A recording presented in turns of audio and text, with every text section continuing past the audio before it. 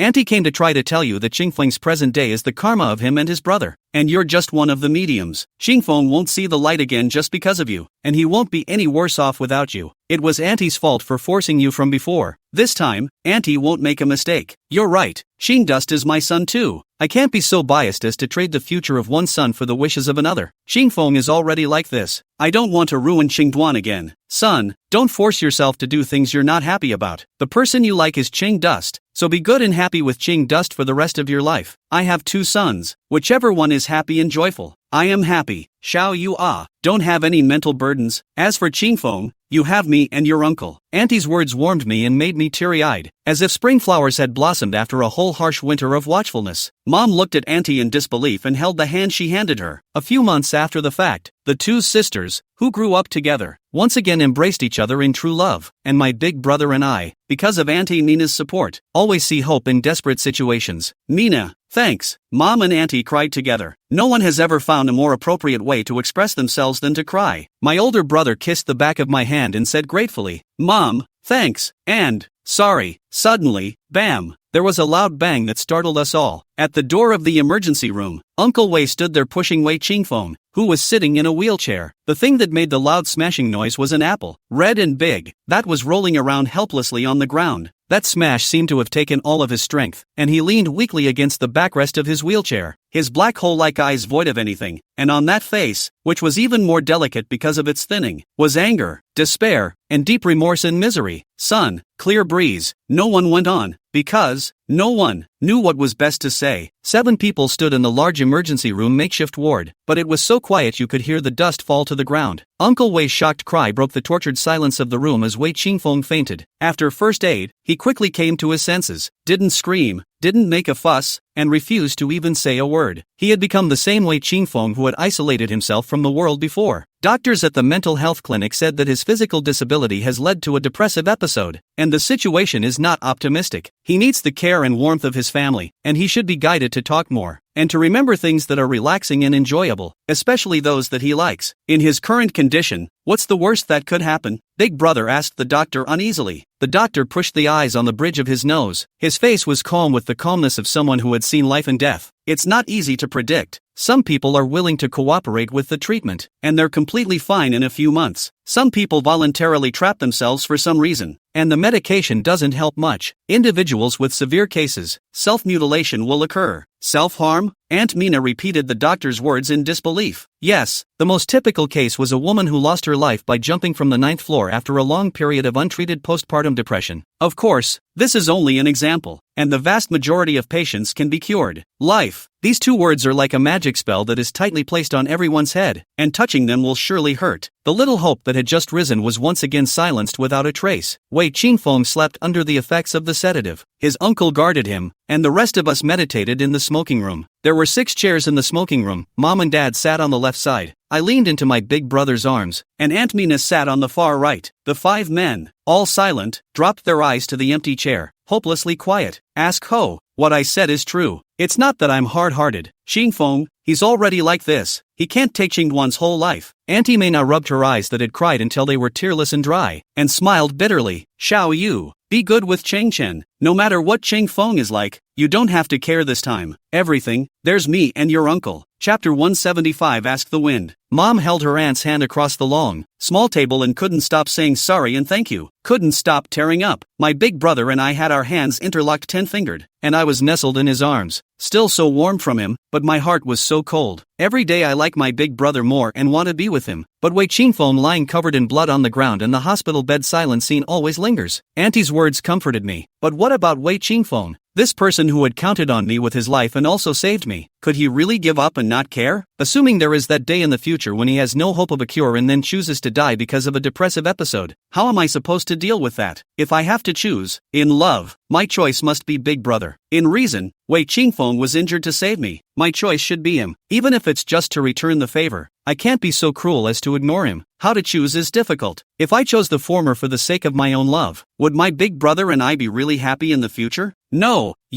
I don't want to lie to myself. No. In the darkness of the night, the big brother's trembling fingers pinched his cigarette, and his broken voice spat out a painful answer. Yeah, it won't. I know. I won't, and neither will Big Brother. Maybe, all of them won't. But you, even if I have to live with the guilt of having to regret it for the rest of my life, I don't want to let go of your hand. Promise me that no matter what happens, never let go of me. Shall you? Promise me, please. Okay, I promise. To reassure my big brother, I leaned quietly into his arms, searching for the cold scent of pine and cypress that was uniquely his amidst the strong smell of nicotine. That night, neither of us could sleep, and we sat holding each other until dawn without crying or talking. We were obviously close, yet it seemed as if we were standing on opposite ends of the mountain and the sea. Wei Qingfeng like a wooden man, just lying quietly. Give food to eat, give drink to drink. Do not eat or drink when looking at the roof of the room. What people around him say and do. He is unresponsive, and then in a certain unattended time and then fall into a deep sleep, and so on and so forth, ad nauseum. He, who has turned himself into a living dead man, is no different from a dead man except for his breathing. Aunts and uncles took a long vacation to care for Wei Qingfeng. Big brother went back to school to teach during the day and stayed with him at the hospital at night to replace his elderly aunt and uncle. 23 days after the car accident, the doctor announced that the hospital had done everything it could, and Wei Qingfeng's physical injuries had healed enough for him to be discharged. Uncle Wei rented a 2-bedroom apartment in the neighborhood across the street from the school and moved in, and his big brother applied for a temporary leave of absence for Wei Qingfeng. With Aunt Mina's intention, she wanted to bring the person back to the South City for easy care, then somehow negotiated to leave him in Kyoto to recuperate. Things just seemed to go away and everything got back on track. I resumed my previous days. Classroom, cafeteria, apartment. 3 points in one line. Life has not changed much, just Big Brother appeared a lot less. Also no longer everyday phone call. Occasionally in the school to see his side. He once more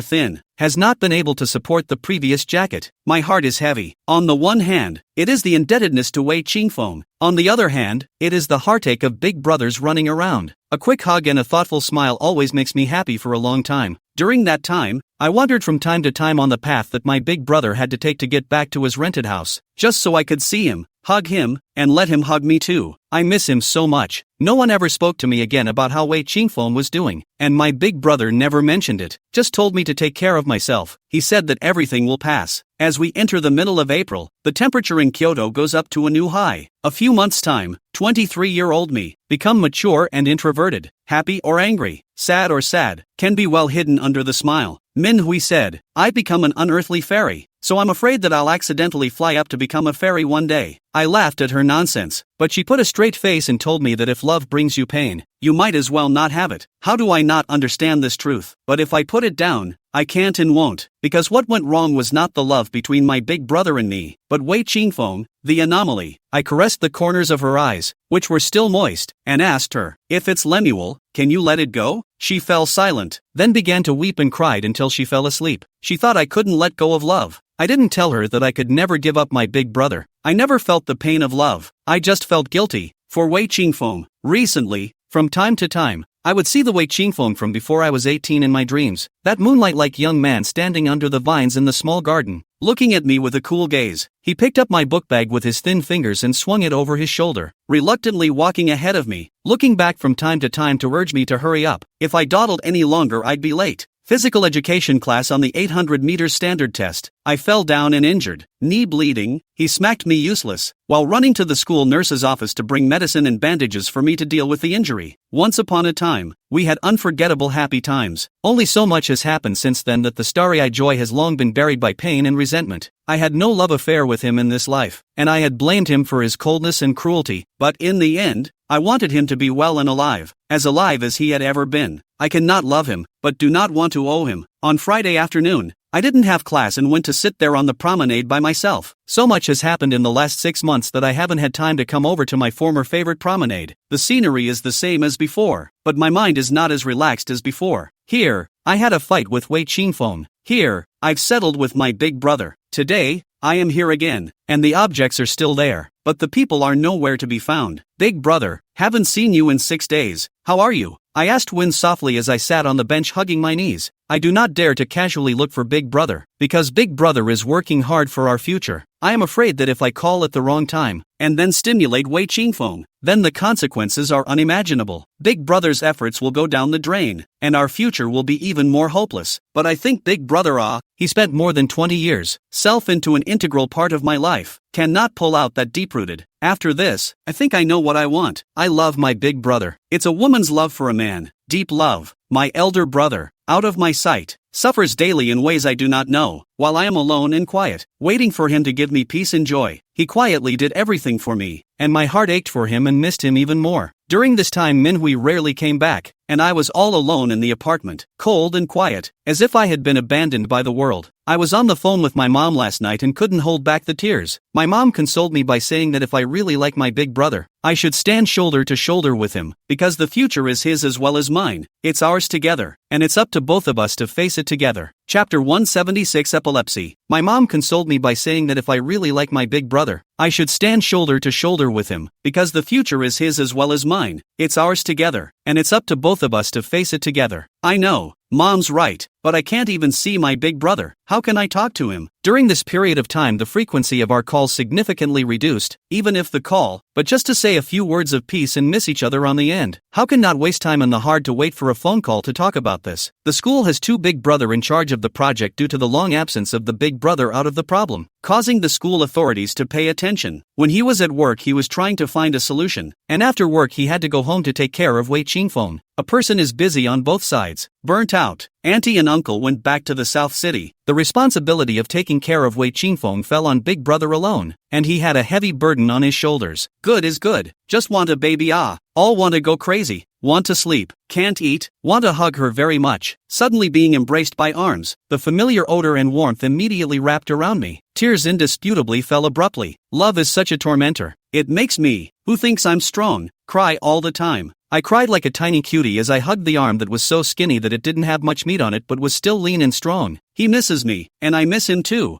Well, don't cry. It's a rare meeting, so don't drown me in tears. Good boy. Turn around and let big brother take a good look. I turned around, trying to keep my tear-stained eyes open, blinking away the tears and lifting my watery eyes to look greedily at the lover of my heart. I don't know where the courage came from, but with a fever in my brain, I moved over my big brother's head, not caring about my tear-stained face, and bravely pressed my lips against his mint-scented lips. I've read a lot of romance novels, and I've swiped through countless movies and TV shows, and I'm simply not too familiar with this kind of kissing. I thought I could hand to hand, but I did not expect to really cover that soft lips. In addition to the heart through the chaotic beating, will only stick, simply do not know what to do next. Hands and feet without worrying about the stupid unloading big brother. In his starry eyes, I see the ignorant me. My older brother froze and quickly turned the tables on me, pulling his jacket up to cover me, blocking the eyes of the occasional passing student, and kissing me to the point of no return. The kiss ended and I realized what I'd done, and as an afterthought, I was too ashamed to lift my head, leaning helplessly against him, awkwardly picking at the buttons on his shirt with my fingers. I hadn't realized before that I was actually a booster and so loose on campus. Big brother, I know you're afraid I'll feel bad and you've been refusing to tell me how Wei Qingfeng is doing, but I can't let you go when you're so tired on your own. Let me help you. I want to take care of Wei Qingfeng with you. There's really no need. Qingfeng has been very stable lately. You won't be able to help much if you go, so why don't you behave yourself and let me save my mind? How to be tired is good, as long as the thought that you will be by my side for a long time in the future. I can hold on. Besides, I'm a big man. How tired can I be? Don't leave me out of you. I want to be with you. My big brother stared at my kiss to red lips with burning eyes and said with a smile, I'll let you know if I need to. Until then, be good and don't distract me. It was a conversation with no end in sight, and big brother still won't allow me to go to his new house. I'm sure he's thinking of me, but I really don't want him to be alone. The days passed uneventfully until that afternoon. One sunny afternoon, I saw my big brother running out of school in a hurry from a distance on campus. He was in a real hurry, so much so that he forgot that he had a car and that it would be faster to drive back, and didn't even see me who kept running towards him waving towards him. He ran so fast. Something must have gone wrong at Wei Qingfeng's place for him to be in such a hurry. I really want to help him, so I ghosted along. The neighborhood was older, but clean. I watched my big brother enter the unit, and by the time I entered the building as well, he was gone. Dozens of families in a building? I cannot find where he is, and do not dare to call. Can only go one floor at a time to take a chance. Going up to the 6th floor, I heard suppressed whimpering and what seemed to be the smell of blood. Looking for the sound, the door to the innermost room on the left side of the 6th floor was open, and the sound was coming from there. I tightened my footsteps and approached. Sure enough, Big Brother may have been in such a hurry, or pushed the door open and saw something so horrible that he forgot to even close it. I stood there in the doorway, and with just one glance, my eyes reddened. Wheelchair overturned on one side, Wei Qingfeng sat paralyzed on the ground with his back against the sofa, soft as if he had no bones. His eyes were empty, his forehead knocked through a large mouth, bright red blood flowed down continuously, sliding across his pure white jade-like cheeks, so bewitching that it made people's hearts palpitate. Big Brother squatted in front of him and seemed to want to pick him up, but Wei Qingfeng, who had just been sitting quietly, struggled like a madman as he swung up his fists and swung them at his big brother's face and body, screaming hysterically. Each of his screams seemed like a hammer blow to my heart, followed by a sharp pain. Wei Qingfeng is so hysterical. I think it is not the first time. No wonder Big Brother did not let me come over. He was afraid that if I saw it I would feel sorry for him and would blame myself and feel worse. Big Brother, he's protecting me in his own way. This fool, Qingfeng, Big Brother growled lowly and helplessly, his voice muffled as he reached out to stop Wei Qingfeng's desperately flailing fists. Qingfeng, tell Big Brother what you want. Big Brother will get it for you. Don't be like this. Hurting yourself, Mom will be heartbroken. Is not want to drink water. Obedient. Big Brother help you up and go get you. If you are bored at home, I will take you to work tomorrow, okay? Qingfeng, Big Brother knows that you have a hard time in your heart, and I wouldn't be able to accept it if I were in your place. But things are already like this. You have to face it correctly. Besides, it's not all hopeless. I've already asked someone to look for an expert in this field abroad, so as long as the blood clots are taken out, you will recover. Wei Qingfeng suddenly cried, and it was the first time I had ever seen him cry in the true sense of the word. He raised his arm to cover his eyes. By the time he was in such a sorry state, he still didn't want anyone to see how vulnerable he was. The guy you trusted called back and he said there's no way. No way. My older brother was viciously stunned, and my heart couldn't help but sink right to the bottom. So that's it. No wonder. I think I got it. Big Brother forgot to take his cell phone with him in his hustle and bustle, and it just so happened that Wei Qingfeng answered a call from a friend of Big Brother's, and knew that there was no hope of a cure for his disease, and that's when he became maniacal. It's okay, he said. No, I'll find someone else. I won't give up. The world is so big, it will always be found. And medicine is advanced now. Maybe there will be a way to attack it tomorrow. Brother promises you that he will cure you, and you shouldn't give up. The phone suddenly rang. Big Brother found the phone he had left at home in a pile of clutter and got into big trouble and answered it. He still wanted to pick Wei Qingfeng up, so he put it on speakerphone. Teacher Wei, the topic has been reviewed, and the other party has praised it. Congratulations to Teacher Wei. Another generous bonus. The school may want to hold a commendation meeting. You should prepare first. You will definitely be asked to speak. The older brother didn't react much to hearing that, just tugged his tie away in annoyance and said thank you perfunctorily. Right, Mr. Wei, there's a celebration banquet the day after tomorrow, so prepare yourself. Reveal a secret. That new mixed blood has been asking me about you. Seems to have some interest in you. Well, I won't waste your time. Once again,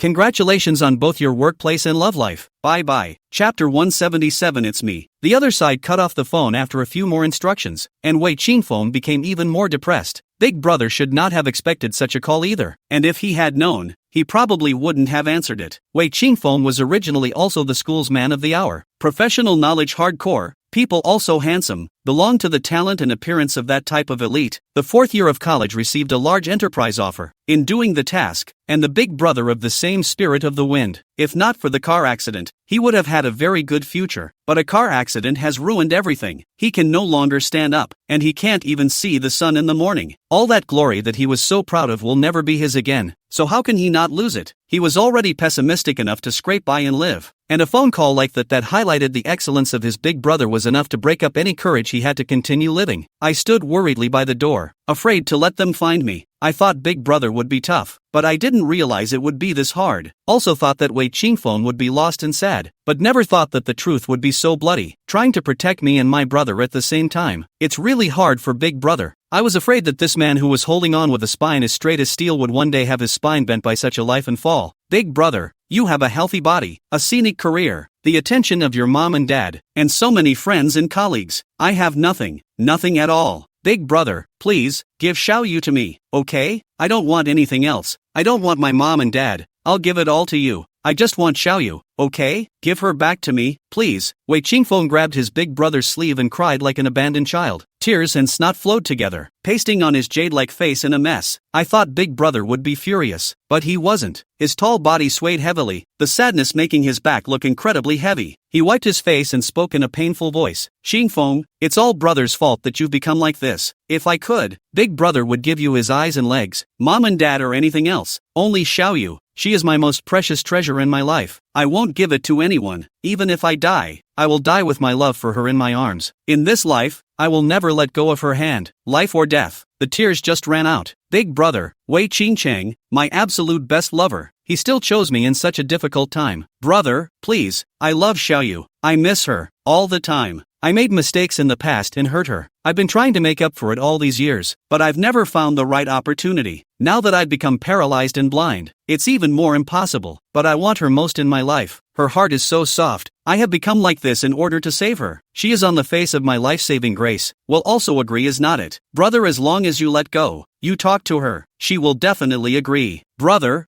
please, you know what, brother? I'm losing track of her face. Wei Qingfeng cried and fell to the ground, hunched over in a sad, pitiful, and also hateful, saving your life in return for your life. In this moment, I once again wish that the person who was hit by a car in midair on that rainy day was me. Big Brother stood up, his back to me. I couldn't see his face, but I could imagine how determined he should be at this moment, and how disappointed he was in this brother. Xingfeng, I'll tell you one last time. In this life, I can give you eyes, legs, and everything but Xiaoyu. He is my greatest treasure and my forbidden domain. Don't hit on him, I won't allow it. More tears fall and I can barely contain myself. The hand over my mouth shivers, but heat rushes through my heart. I'm so happy to have a lover who loves me so much. Took out the little book and stamped 20 little red flowers at once. But I can't just sit back and wait for him to bring me peace. I have to help him out and make him suffer less. What about me? Brother, I have nothing left. What about me? What about me? What about me? Wei Qingfeng murmured in pain and despair. Xingfeng, get up first. If you have anything to say, get up and talk. Big Brother rebent down to help Wei Qingfeng. Wei Qingfeng suddenly acted like a madman and pushed his big brother away, searching for directions haphazardly with both hands, dragging his unconscious legs with his body and crawling without purpose, without defense. Big Brother was pushed to the ground by Wei Qingfeng, his back choking on the armrests of the wheelchair, letting out a dull low grunt. No, you go away. Get out. You're all liars. Mom said she'd be my eyes. Dad said he'd be my legs. You said you'd always take care of me, but I'm the one who keeps the darkness without hope. I'm the one who can't walk. I need help even to go to the bathroom. Have any of you ever really stood in my shoes and thought about me? You all talk with your mouths. My whole life is ruined. All because of your pretentious, crappy disease. If it wasn't for you, how could I have become crippled and blind? Brother, you owe me for this life. You can never repay. Brother, with me like this, you and Xiaoyu are just really together. When you see me, won't you feel guilty? Won't you suffer? Xiaoyu was originally mine. From the day she was born. Who are you to take her away? Who are you to say you like her? She's mine. She's mine. Brother, you give her back to me. I don't blame you for what happened before. As long as you give Xiaoyu back to me, I can forget about everything else. Big Brother's back was turned to me, his body stiff as a rock. Those big hands that would rub my hair around were clenched in death. His voice was heavy and sad. Xiaoyu, she is not an object. I have no power to return her to anyone. The choice has to be made by her. Xingfeng, Xiaoyu, she is my life. Without her, there is no difference between me and being dead. So, I'm giving you my life. Wei Qingfeng became even crazier. He waved his hands haphazardly. His face that should be as delicate as jade was all frenzy and madness, and those dark, sunken eyes were like two bottomless black holes, as if they were the entrance to hell. I bet this isn't the first time Wei Qingfeng has made such a fuss. I was driven to want to punch someone just by seeing this one time. Big Brother, he lives and works under this kind of strong pressure every day and has to take care of him. How hard it must be for Big Brother.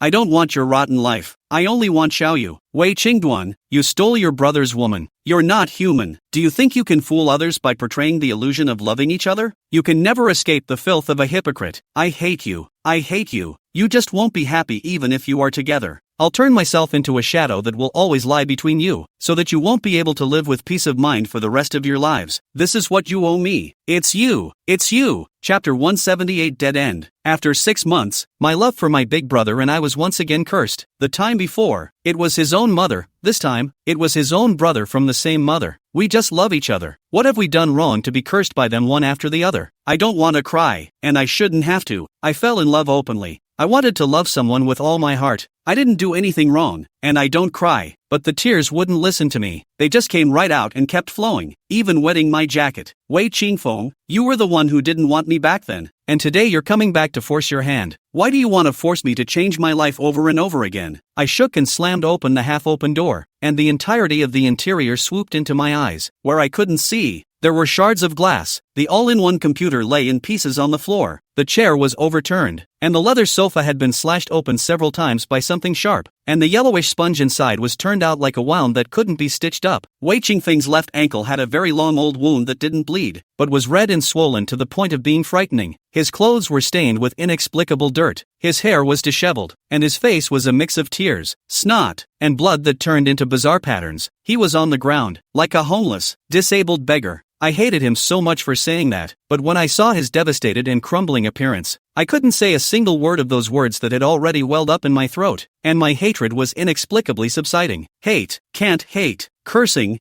is not an option. All I could do was cry and let the useless tears flow lifelessly, on and on and on. I didn't know I was such a coward, that when things go wrong, all I do is cry. I hate him, but my heart goes out to him. He's trying to save me, after all, no matter what his original intention was. Otherwise, he's still the same handsome teenager who sweated it out on the field, the same little bamboo horse who grew up together buried at the bottom of my memory, the one I once secretly promised my life to. We had our share of happy times in childhood, though later, those joys were swallowed up by the years. But, ultimately, there have been hate. I'm in no position to. Luna, what are you doing here? Big Brother was shocked that I would show up here, and he stretched out a hand, trying to catch me. I took the big, cold, prickly hand and told him I had followed him here. Big Brother's eyes are deep panic and pain. He does not want me to come, does not want me to see this scene, and does not want me to be hurt again for Wei Qingfeng. Wei Qingfeng was even more upside down when he heard my voice. He crawled towards me with two hands dragging his powerless lower limbs. His mouth kept saying, "Xiao Yu, you've come to see me. I knew you wouldn't abandon me. Xiao Yu, where are you?" I wanted to let go of my big brother's hand to help him up, but my big brother tightened his 5 fingers and pinched them so hard that my fingers became green and white and bloodless, and refused to let go, and he gazed at me in pain, shaking his head slowly and begging me, "Xiao Yu, don't, please, go back to the apartment. I'm here." The sinking pain in my big brother's eyes pierced my heart with dense pain, and Wei Qingfeng, who was lying on the ground, pierced my eyes with blood. One is the love of my life that I'm going to devote my life to, and the other is the benefactor who became disabled to save me. Both want my man. What do I do? What do I do? Someone tell me? I know that favor is not love, but is a person who fails to live up to favor still qualified to enjoy the sweetness of love? Is love still pure if it is built on favors? Say something, little moon. I can find you when I hear the sound. Little moon, little moon. His hands were flailing in the air, and I couldn't bear to see that helpless look. The bruises and blood all over the place made the tip of my heart ache like a tug. The heart is going to crack. It hurts. Withdrawing my hand with all my might, I cried and bent down to hug him. I said, "Qingfeng, I am here. Don't be like this. I will help you get up. Qingfeng, you get up. Talk about what you have to say." Wei Qingfeng tugged at my hand, struggling to sit up. The upper body pulled me in the arms, embraced tightly, even cried with a smile, said, "Xiao Ye, you came to see me. I knew you could not leave me alone. Xiao Yu, I like you. Don't leave me. Don't want me." He said, "Xiao Yu, I don't have legs. I don't have eyes. It's all fine. As long as you are there, as long as I have you, I don't want anything else." He said, "Xiao Yu, don't want me. The world is so big. I only have you." He said, "Xiao Yu, you say something. You have me in your heart, right? You will not mind that I am disabled and will always be with me, right?" I can't speak. His arms were so cold, the bones in his body hurt me, and he was so thin, yet he held me so tight. His scent was no longer the orange flavor I knew so well, but cold and endlessly dark. I don't want him to hold me. I don't need his arms, but how can I push him away? How can I push away when he's so desperate and in so much pain? And it takes so much effort for him to even sit up, and I'm the one who brought all this on him. I didn't want a hug. I couldn't push away, and all I could still do was cry. You don't say I'm weak. You don't say I'm wavering. I'm not. Just put yourselves in my shoes for a moment, and you will realize how difficult it is for me, and that my pain will not be less than that of any one of them, but will be deeper and heavier. I know in my heart, I love the person as big brother. Wei Qingfeng is my responsibility that I cannot push. What can I do? What can I do? Somebody tell me. Big brother suddenly erupted. He forcefully ripped away Wei Qingfeng and threw him in the sofa, carrying my wrist to make me stand up and get up. Before I could stand still, he roared at me. "Who gave you permission to come here? Get out. You're not welcome here. Get out." Big brother used a lot of force. I was thrown by him and hit the wall. My shoulder, which had not fully recovered, was hit again. It hurt so much that my face changed and I couldn't speak in a cold sweat. He saw me change color and suddenly sobered up, the heartache in his eyes masking his anger as he stretched out his arms to come over and hug me. It hurts where it hurts, and my big brother's anger hurts, but I don't blame him. My mind was in chaos. One moment it was Wei Qingfeng's extinguished despair. The other moment it was my big brother's deep, bottomless agony. The two of them staring at me together, waiting for my choice. What do I choose? For love? For favor? Or for myself? I don't know. I can't find the answer. My brain hurt like a pinprick and I screamed and ran for the door. The elevator's numbers jumped all the way upward, and the moment I rushed to the stairwell, I heard Wei Qingfeng's explosion-like cry of despair, and my big brother's choked call. I stood in the stairwell for a good 5 minutes. The hallway was quiet. Brother, he didn't come after me. The cell phone, too, didn't ring. Me, big brother, Wei Qingfeng, family, love, and kindness. It's a dead end. Chapter 179, Seeing Through.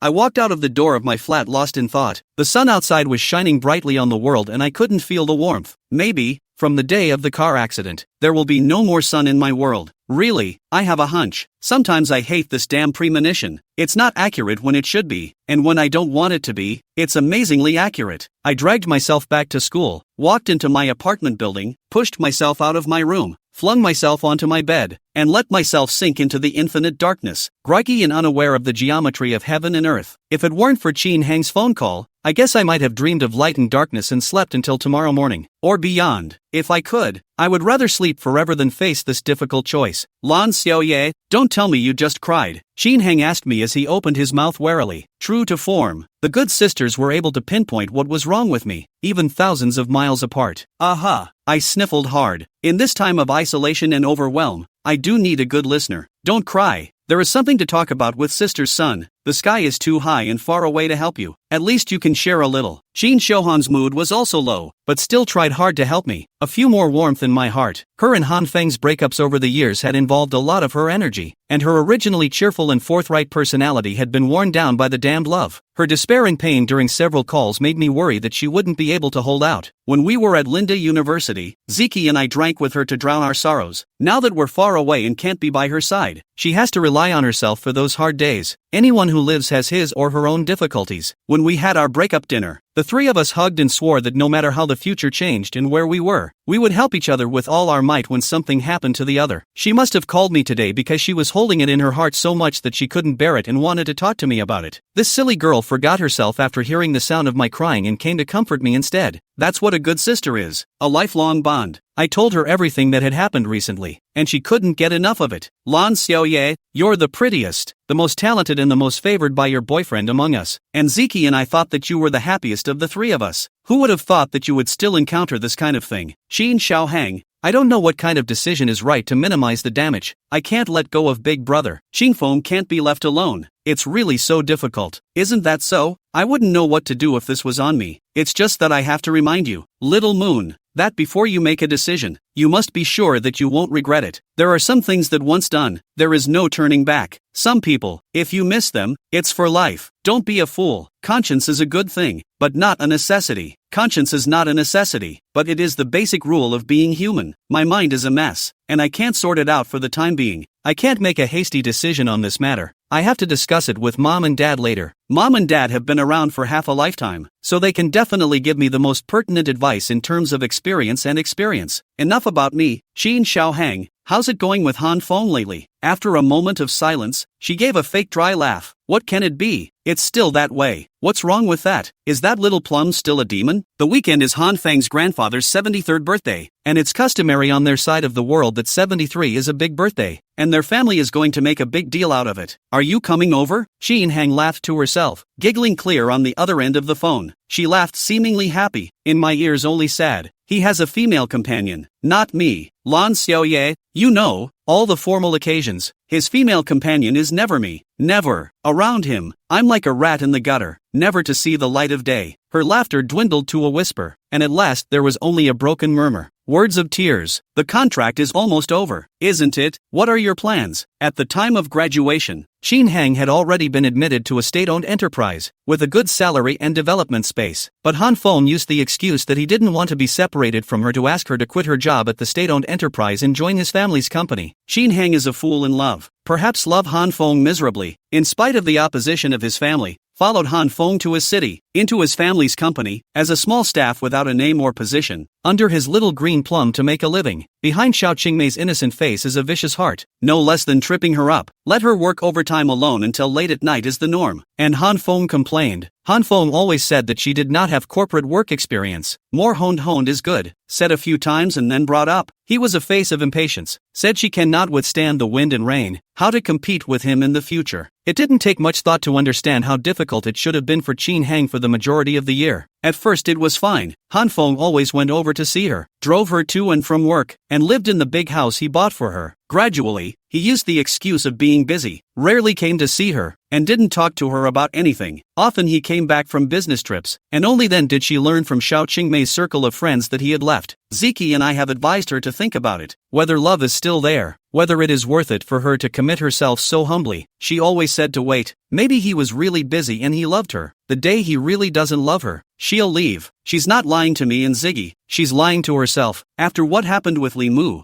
I'm even less optimistic about the love between her and Han Feng. Even the deepest feelings can't withstand the severe class divisions, and love that is blocked by money and power rarely ends well. Qin Xiaohang, the fool, hadn't seen it all yet and was destined to get hurt. There are less than 2 months left, but Lan Xiaoye, I'm so tired and disappointed. I'm really afraid that I won't be able to wait for that day before I collapse. Qin Hang choked. Her feelings for Han Feng were especially deep, and when it really came to the day when she had to give up, it would hurt like having a piece of her flesh gouged out. Hang, the day you leave, if you don't find a better place to go, come to me and I'll stay with you. Well, it's a deal. It's a deal. When I opened WeChat, my big brother sent me several messages, all text versions. He was probably worried that sending a voice would be heard by Wei Qingfeng and affect his mood. I'm sorry, I didn't mean it. When I saw you guys hugging, I went crazy. I didn't want to hurt you. I'm sorry. Talk back, okay, baby? I'm worried about you. Does your shoulder hurt? I can't get away. Find someone to go with you to the hospital to check it out and let me know the result afterward. Don't ignore me. Chapter 180. No solution. My shoulder doesn't hurt anymore. I'm fine. Big brother, don't worry about me. I'll talk to you if something happens. Unable to spare his big brother's self-blame, he endured the pain and sent him a message back. Big brother's side replied in seconds, as if he had been clutching his cell phone waiting for my reply. Take care of yourself, and when big brother takes care of all this, he'll make it up to you. Miss you, love you, baby, kiss you, okay, big brother, I'll wait for you. After sending the message, I pressed the phone to my heart and closed my eyes. During the afternoon, there was no more news from Big Brother, and I didn't dare to disturb him at will. At night Mom videoed me and asked me how Qingfeng was doing. I told my mom what happened during the day and I asked her, if that day comes and I have to choose between Big Brother and Qingfeng, Mom, what should I do? Mom compassionately caresses me with her gaze. Good daughter, both Mom and Dad want you to be happy and safe in your life, but only if there is nothing to lose. As a mom, I think it's enough for you not to think so much and to be with Qingduan, but also as a mother, standing in the perspective of may not think again, she also hoped that their son lives under the sun, a life of peace and joy. Life is a frame of two-sided mirror. To the side of the person is bright, wounds and pain hidden behind. You have the love of clear dust and a sound body. It is inevitable that you will be lacking elsewhere. Xiao Yu, you are so smart. You must understand what mom means. From the moment you were pushed away by Qingfeng, he is the responsibility of your life. I'm not morally kidnapping you, but telling you that people should have a conscience. I cried. Mom said heartily, don't cry. Be strong. What's trapping you is not necessarily a dead end. Placating the current situation and actively looking for a solution is the most important thing to do. Xiao Yu, Mom wants to see strong and brave, optimistic and positive daughter. Mom, I know. Mom is telling me in her way that Big Brother is my homecoming and I can't give it up, and Wei Qingfeng is my responsibility and I can't run away from it. In order to enjoy life with peace of mind in the future, I want to actively fight and strive for it. Mom, I'll try. The only way to unravel the deadly situation now is to cure Qingfeng's illness and bring him back to health. And whether or not Big Brother and I can live a carefree life now depends on whether or not Qingfeng's illness can be cured. I grew up under the wings of my parents, and during my years at Lambda, I had the all-around care of my big brother, never having faced any storms on my own. Now, I have to learn to grow up and learn to protect the people I value. Minhui hadn't come back for a few days, so I didn't want to wait any longer. So I called her directly and asked her to help me find a well-known extracerebral specialist at home and abroad. I had previously agreed that I wouldn't contact Li Mu again, but there was a reason for it, so I still called him after informing Minhui and begged him to help me. The Lee family has a significant position in Kyoto, so they might be able to help me. When I heard that it was for Wei Qingfeng, Li Mu was a little hesitant, but then he agreed. He said that from his heart, he didn't want to help Wei Qingfeng, and the only reason he was willing to do it was to help me. I said, Li Mu, thank you, count me a favor, will return to you in the future when you need. He asked me how I was going to pay him back, and I told him anything else would be fine as long as it wasn't in the form of sexual favors. He answered me with a bitter smile that if he could not give his body in return for any other reward he did not want, then let this favor remain owing, and when he thought of it, when he would come to me to ask for it again, which I promised to do, I cannot care so much. Li Mu's favor owed is owed. There will always be a day of return. As long as the solution to the problem of Wei Qingfeng, everything else can be put aside first. I am actively struggling every day. I am looking for various academic papers on the subject on major websites and consulting on various platforms for treatment options. But life is cruel, and it's not just a matter of trying hard and getting good results. Many things happen, often unexpectedly, but with devastating damage. The other day I was standing in line for my meal in the cafeteria when I heard students talking about how someone was going to jump off a building in the neighborhood in front of them, and then a lot of the students who were waiting for their meals ran out and said they were going to go and watch. My heart began to beat wildly and irregularly as fear inexplicably struck me. Caught a running student and asked him what was going on. He said he didn't know the specifics and asked me to read the school forum. I panicked and unlocked my phone, and the forums were abuzz with people. The top post has a picture up and I can see my eyes glazing over. With no time to think, I turned and ran with a cold sweat, the wind whistling in my ears. I had never run so fast, passing most of my classmates who were rushing to the scene to see what was going on, not caring about waiting for the red light at the intersection to turn green, and not caring about anything else. I kept running forward. When I arrived, downstairs has pulled up a yellow cordon. A few young boys are cooperating to inflate the inflatable mattress. The picture of the man Wei Qingfeng lying horizontally on the windowsill of the 6th floor. Black shirt blown by the wind like a drum, some long hair flying haphazardly with the wind. I was so scared that my scalp went numb, shouting, Wei Qingfeng, what are you doing? Go back quickly. While rushing toward the building, a young policeman stopped me and with red eyes I said that was my relative and I was going to save him. Really, all I could think about at that time was to save him. Crippled or blind, just stay alive. The rest could take its time. If he died like that, it would be a real dead end, an unsolvable dead end, and there's really no happiness left for me and my big brother. The little cop was nice enough to see me sweating in a hurry and eagerly escorted me up to the 6th floor. The door was wide open and the two policemen guarding it and the one who had sent me up stepped aside to exchange a few words and let me in. Big brother stood in the center of the living room, standing alone and proud, covered in a mess, his eyes scarlet. The person had panicked to the extreme, right on the verge of collapse, still trying to suppress his emotions, softly persuading Wei Qingfeng to come down and have a good talk. This was his only brother. How could he not be heartbroken? Wei Qingfeng had completely fallen into a state of madness, only repeating over and over again, don't come over, all get out, let me die. The spring wind outside was already not small, and at such a height as the 6th floor, it was expanded several times, and the leg outside Wei Qingfeng's balcony swayed in the wind, and with every movement, I was scared out of my wits. At this height, a fall is certain death. I didn't dare to speak, only leaned to the side and stood, looking fearfully at Wei Qingfeng who was struggling on the edge of life and death. I was afraid that my voice would irritate him even more, causing serious consequences that could not be undone. My older brother spotted me and shook his head to signal me not to make a sound. Just the moment he turned his head to look at me, a wave of my big brother's wretchedness, pain and fear and deep sense of powerlessness rushed into my eyes. The heart, which he had thought was so painful that it was numb and impossible to hurt anymore,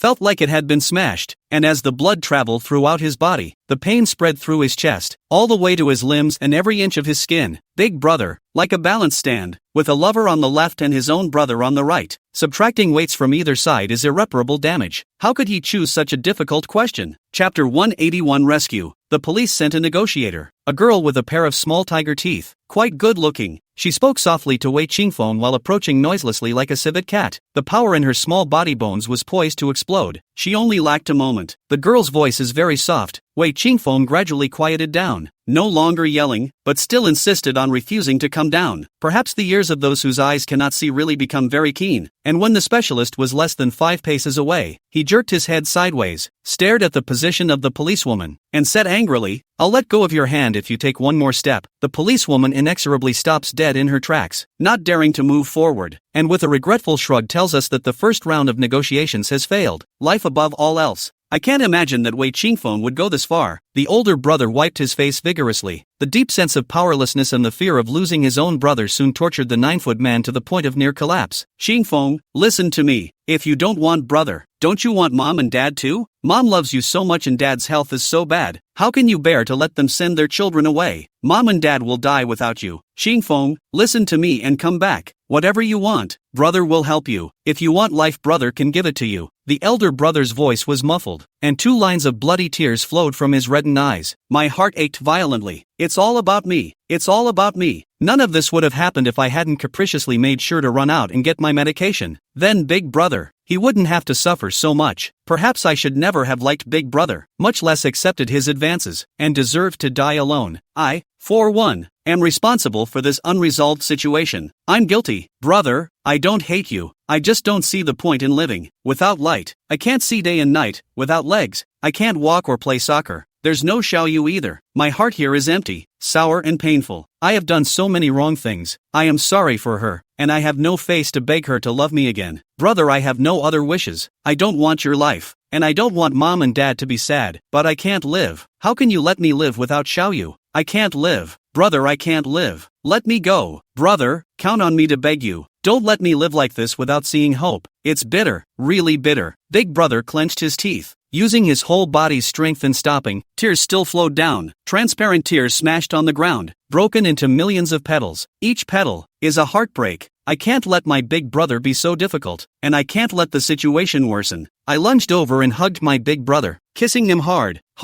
in front of so many people, sucking on his lips and tongue with all my might. He wrapped his arms back around me and deepened the kiss, and we were desperately entangled in our mouths, neither one of us wanting to let go first, all of us using all of our strength, desperately entangled. The taste of blood roiled in his mouth, and he didn't know who had bitten who, or whose wounds were bleeding. It hurts. When the mouth hurts, the heart hurts less. Our tears mingled and flowed into our mouths, bitter and salty, and the cuts in our mouths were stained with tears and hurt like hell. I don't want to choose, but Wei Qingfeng is gambling with his life. I don't dare not make a choice, because in this gamble where my life is at stake, I'm afraid I'll lose. Wei Qingfeng can't die. The cost of his death is too great. I can't afford to lose. Big brother, I'm sorry. I cried. Xiaoyu, don't. I can't let go. Trust me. I can fix it. Don't make decisions that will make us all regret. I didn't finish my words when my big brother cut me off, not letting me say any more. He pressed against my forehead, tears incinerating belief. At this moment, in order to pull my big brother out of his misery, and for the man who was the top of my heart to no longer be trapped by love, I made this decision unilaterally by myself. It was sudden and hurtful, but not selfish. He asked me to trust him. He said he could fix it. It's not that I don't miss him or think I'll do better. I just feel sorry for my big brother.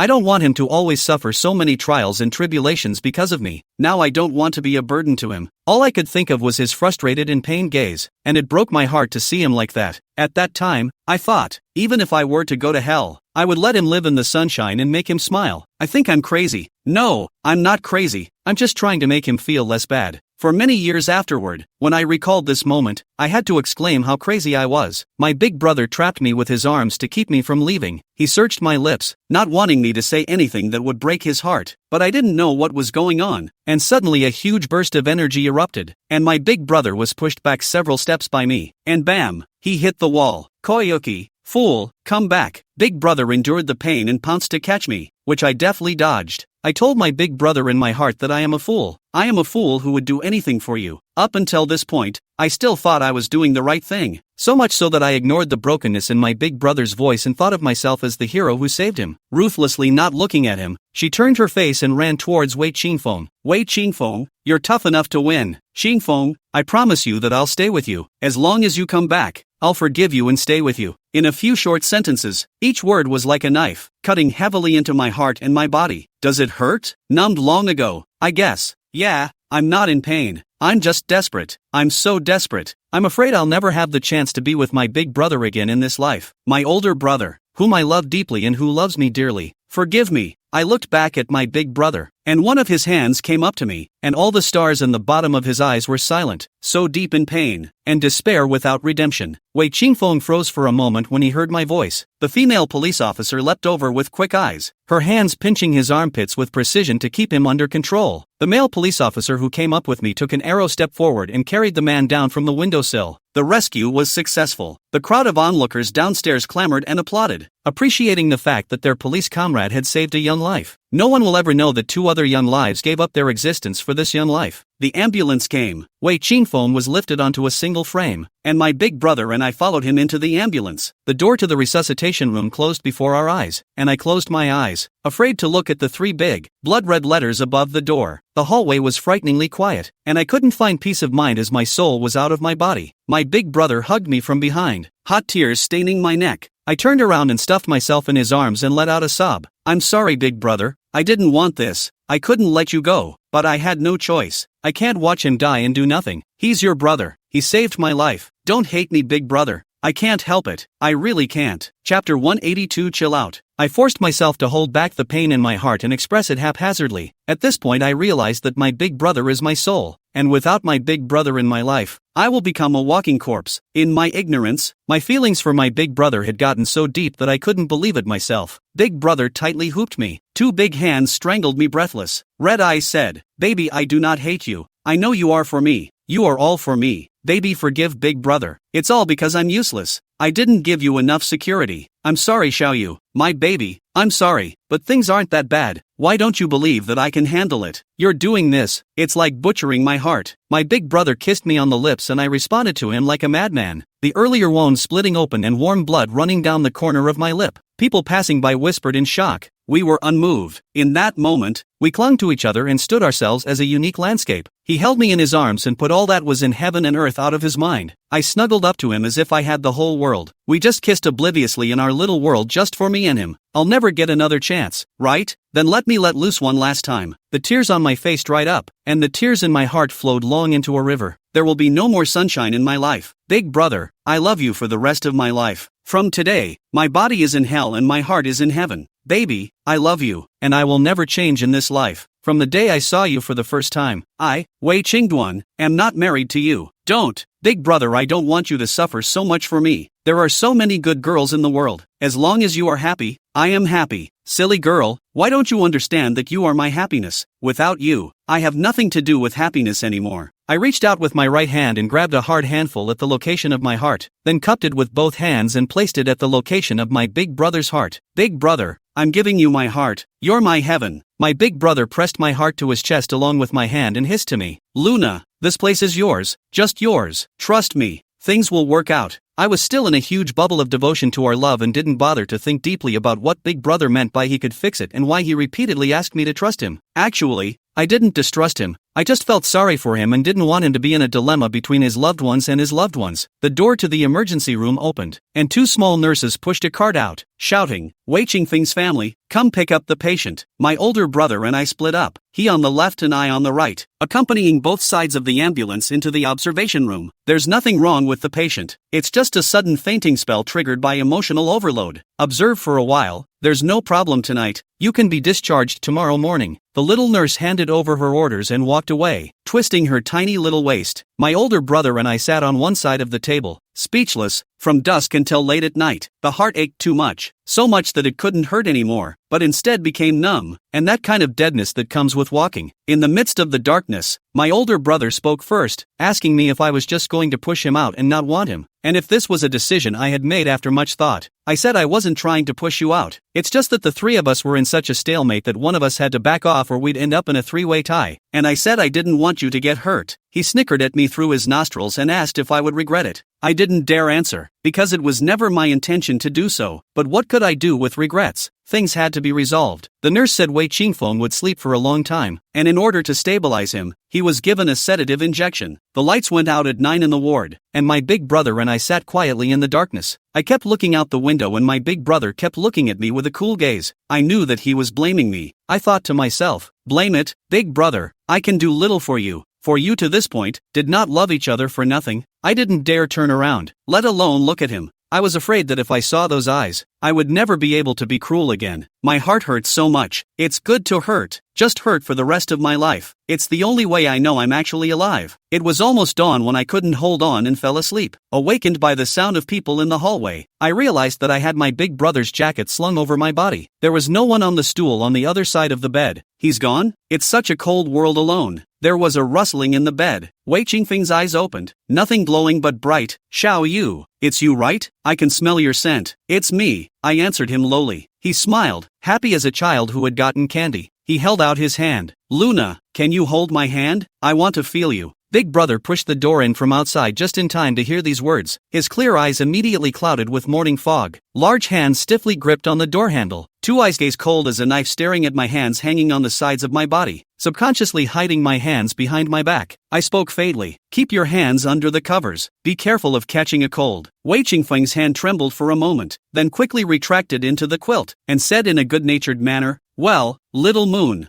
I'll listen to whatever you say, as long as you're by my side. Hello, I'm not well. I want to ask him, Wei Qingfeng, you know I don't like you. Why do you force me to be with you? You know very well that we will not have a good result together. Why are you still stubbornly refusing to let go? But I'm in no position to ask. Because he got himself into this mess to save my life. When he was discharged from the hospital, the doctor said that Wei Qingfeng's emotions were unstable and he needed someone to accompany him exclusively. I offered to take care of a caretaker. After all, they are professionals and will certainly take better care of them than I will. But Wei Qingfeng wasn't happy about it. He said he couldn't stand people being around him and didn't want them to touch him. There's no way around it. I spend the rest of the day with him, except for classes. At night before lights out, I go back to the apartment. Big Brother said that it is too late and it is not safe for a girl to be alone. Wei Qingfeng said yes, then we will send her back together. Then every day, Big Brother would carry him on his back to the car, send me back to the apartment, and then he would follow Big Brother back to the apartment, and Big Brother would carry him up to the 6th floor. It really sucks to have 3 people in the same room, and as soon as I move, he's like an artificial probe that has to ask me where I'm going and what I'm doing, and then drive his own wheelchair to follow me. Even when I went to the restroom, he had to wait for me at the door, watching me all the time like a jailbird. Often, throughout the day, my Big Brother and I don't even get a chance to talk. These days are a real ordeal. Prof. Kim said that the company's business plan was out and asked me to come over to his office for an interview. I went to see my professor after class and by chance ran into him on a side street. Chapter 183 Standardized Women. The elder brother, handsome and elegant in a stiff suit, with slightly slimmer cheeks, was walking steadily forward. Half a step behind him on the wrong side, there is a green girl holding a pile of information, shyly smiling and talking to him. 18 or 19 years old. Fearless, Big Brother, that kind of mature introverted elite paradigm is most girls like. There was no expression on his Big Brother's face, just a lack of noticeable acceleration in his steps, just that weird balance of him in front and her behind. I don't know if he saw me or not, but anyway, the moment he turned back, his gaze was slightly cool, and his faint smile seemed to carry a bit of mockery. What is he mocking me for? Was it my self-assertion? Or did I eat back the grass and agree to Wei Qingfeng's unreasonable demands? I did all this for him. Doesn't he really understand? I froze in place, my heart aching and aching like it had been cut and then put into a vat of 10,000-year-old vinegar to soak. It's only been a few days, and he's got someone new. Is it possible that what I was told before was always a lie? It's not that I didn't think it would come to this, but I always thought it would be a long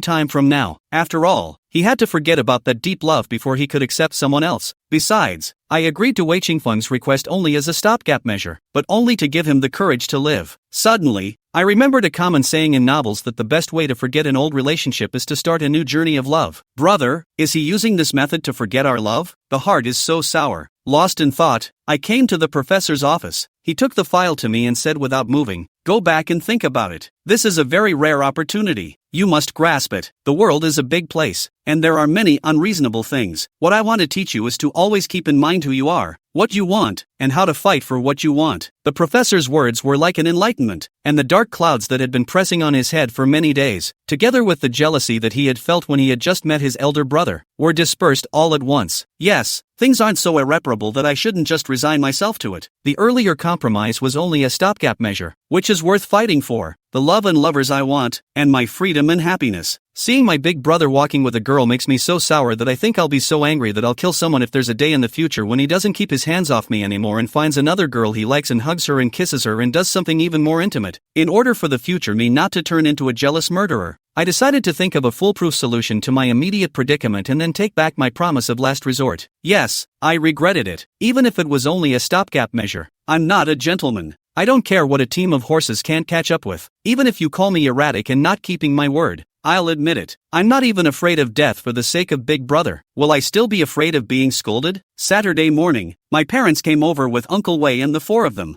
I didn't want them to know about Wei Qingfeng jumping off the building, but they still knew about it and rushed over. I didn't know beforehand that they would be coming, and when I saw my mom and dad in front of the school building, tears fell uncontrollably. It was better when I didn't see my mom and dad, but when I saw them, the aggression and pain in my heart all of a sudden came out like crazy, and I hugged my mom and cried for a long time. Instead of staying at the rental house for lunch, we found a quiet, elegant place to eat together. Luna, are you willing to do this? Dad asked me, unwillingly and without resignation. With the professor's mention, and my big brother's example, I decided not to be a hero. Some may call me fickle, some may call me a scumbag. Say what you like, I'll take it from there. At that time, in order to save Wei Qingfeng's life, I had no choice, right? I said I'd stay with him if he didn't die, but I didn't say what we'd do together, or how long we'd be together. Even if it's only for a month, I've kept my promise, right? The ancients said that only women and small people are difficult to raise. Difficult to raise it. Anyway, Wei Qingfeng has not raised me. On the contrary, I am still raising him. Good, my dad said with a relieved smile, patting my hand. Yes, that's my daughter. When we are faced with a desperate situation, we have to look on the bright side of everything. Let's work together. There will be a way. I know. Thanks, Dad and Mom. I booked a room for my parents at a star hotel close to the school, and after settling them in, I went back to the rental house. I've been out a bit too long today, and if I don't go back, I'm worried that something will happen to Wei Qingfeng again. As expected, when I entered, Wei Qingfeng's wheelchair was parked by the door, and he was waiting for me with a cold face. Why are you sitting here? I asked him after saying hello to his mom and dad. He asked me in an unhappy, cold voice, where have you been, coming back so late? Do you know how worried I was? I had a headache and didn't want to pay attention to him. In the first few days, his attitude was fine, and he would always smile and talk to me. Later days, I do not know what stimulation, not moving to attack me verbally, often inexplicably angry, making me particularly irritable. When I was really angry, he was soft to coax me. He said he couldn't believe that I would really be with him. He didn't have the confidence, and he begged me to forgive him, and he would definitely not do it again. But when the next time came, he was still the same. For over a week, I was exhausted by his erratic emotional ups and downs. Until I find a solution, I still have to take care of him. It's the root of what I do. I can't know a favor and not repay it. I can't repay him with my body, so I'll repay him by taking care of him. I admit I was too impulsive that day. I regretted the offer, and I'm scum. I accompanied my parents to dinner and booked a hotel. What else do you want to ask? I answered him coldly, walked around the wheelchair, put my backpack on the side of the couch, and went to the bathroom to wash my hands. He heard my coldness and impatience and turned his own wheelchair to try to follow me, only to crash it on the dining room table and nearly tip it over. I dried my hands and pushed him to the safety of a spacious area. How many times have I told you to memorize the route to your house or you'll get hurt when there's no one around? He lifted his head up good-naturedly and looked up at me with empty eyes. I know. I'll remember that. Don't be mad at me, okay? Why are you mad again? Wei Qingfeng squirmed for a moment before saying with a mosquito hum, brother didn't come back. So that's it. No wonder. After Wei Qingfeng went to bed, Auntie Nina pulled me out onto the balcony to talk to me. She took my hand and suddenly burst into tears. Xiao Yu, you've been wronged. It's nothing. It was originally something I owed him. I drew back my hand indifferently, not wanting to talk about it. Chapter 184 Abandoned Husband. I know you hold a grudge against me, and it was indeed Auntie's fault for what happened last time. At that time, I was so overwhelmed by the fear of losing Qingfeng that I did things without considering the consequences. I'm not going to say I apologize. It would be nonsense to say it. Believe it or not, this time I definitely didn't think of asking you to make such a sacrifice. You got into a car accident for Qingdan's sake. If you want to say you owe, it's not you who owes, it's Qingdan who owes. This is our Wei family's matter. It shouldn't be your responsibility. I stood up and was ready to go, but I still told her, Big Brother owes is what I owe. I came to pay back and Big Brother is still the same. Auntie, I do not hide from you. I do not think you think so noble. For Wei Qingfeng sacrificed my love and future happiness. I did it all for the sake of Big Brother. I can't bear to see him sandwiched between me and Qingfeng, and I don't want to see him regret it later. Now I am with Wei Qingfeng is only a stopgap measure. We will find a way to cure him. At that time, I will still be with Big Brother. Taking a step back, if he really won't be able to be cured, I won't be able to marry Wei Qingfeng, but I will take care of him for the rest of my life. This is my bottom line and the only thing I can do for Qingfeng. Pushing open the door of the rental house, my big brother was gazing at me with a smile on his face with the key in his hand. Eavesdrop again. Just when did he open the door? How come I don't know? And how much of what I said did he hear? It's still pretty embarrassing to have your confession fall on deaf ears. I pretended to be calm as I passed him and jogged away. I'll walk you. Big Brother pulled the door shut and followed me down the stairs. Didn't you just say it quite well? Why are you embarrassed now? I still want to hear you say it again. What are you running for? Knowing that I'm embarrassed and still going on about it is not at all understanding. With my face burning, I trotted ahead with my head down and my big brother following at a quick pace behind me. The neighborhood isn't that far from the school, and it takes about the same amount of time to walk as it does to drive. This is because you can just cross over on foot, whereas you have to follow a route by car, which in turn is a long detour. Knowing that I was thin-skinned, my big brother didn't flirt with me anymore, but instead switched to talking to me about issues that I was currently more concerned about. I went to see my aunt and uncle. Aha! It won't be long, wait for me in peace. Good. He stopped the car, very somewhat dissatisfied, slanting his eyes at me. Little ancestor, it's easy to drag the oil bottle didn't follow me here. Can't you talk to me properly? The person who pushed me out is you. The person who doesn't believe in me is you. How come it looks like everything is my fault? You are very aggrieved. I'm aggrieved. I'm already aggrieved. If it weren't for your strange brother, who has too much on his mind, it would not be like this. Just will talk about me. My little temper came up all of a sudden. For days being tortured by Wei Qingfeng, but also to be blamed by him, I was really so angry. I still can't bear to see you suffer. If he really jumped, I'm afraid that you will blame yourself for the rest of your life. Good intentions for you. You still do not know good people. Angry me. He unbuckled his seatbelt and scooted over to take me in his arms, the familiar scent of pine and cypress enveloping me, breathing in his scent greedily as the anger inexplicably dissipated. It's only been a few days, and I miss his arms, and his smell so much. Well, not angry. No baby is for me. I'm not talking about you either. It's not hard to be abandoned in the heart. Baby so good. Sympathize with the mood of the abandoned husband, okay? And abandoning your husband, making yourself out to be so pathetic. Not for a minute did I think about abandoning my own husband. Shiki, who are you, husband? I hugged my arms and pretended to be arrogant. My older brother was pissed off and laughed, cupping my jaw and kissing me directly. The touch on my lips was warm and soft. Another kiss after so many days, and I was hopelessly addicted to it. Missed me, little heartless one. Missed me. Ha, still ask. There is nothing to ask. The answer is not all in your heart, and I cannot pour out of the mouth to answer. Before getting out of the car, he reached out with his big hand and rubbed my hair hard, managing to mess up my hairstyle, and smiled so smugly. I really don't know what he's so smug about. He hasn't even passed his probationary period yet. He's so arrogant. After sending my parents off, I started working on the mural. After reading the plan, I realized that $8 million is not that easy to get. The workload is very big, and the schedule is very tight. It was impossible to complete the project on time without working overtime. Doesn't matter though, it's easier to pass the time with something to do. In order to save time,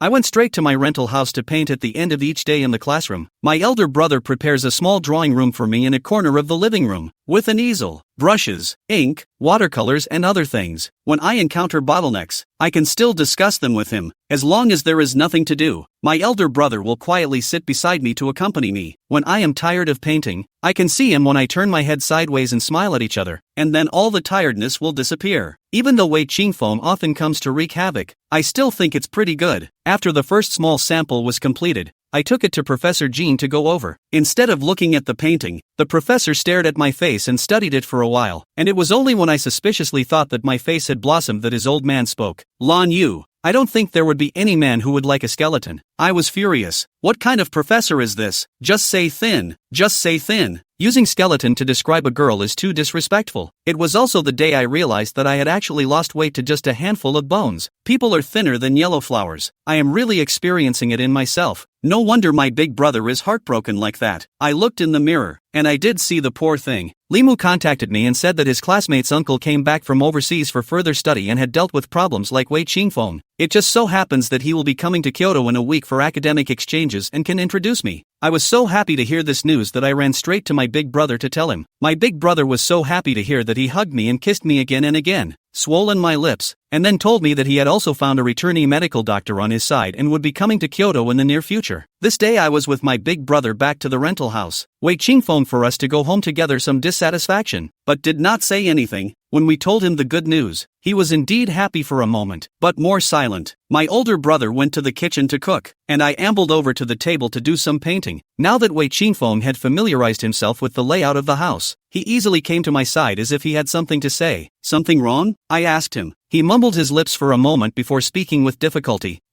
If I get better, will you still be by my side? I seriously thought about it and answered him. Qingfeng, would you be willing to guard a woman who has someone else living in her heart and won't love you every day? The words are a bit cruel, but true. Wei Qingfeng's face instantly turned pale and the color of his lips disappeared. Out of the corner of my eye, my older brother stood in the kitchen doorway with a plate of sautéed vegetables, looking at me with a soft smile. When it was time to eat, Wei Qingfeng rarely tossed "I want this" and "I want that," but quietly ate the rice that his big brother laid out for him in the bowl. "Xiao Yu, your drawing skills have refined quite a bit. It seems that Professor Jean hasn't given you a lot of small meals."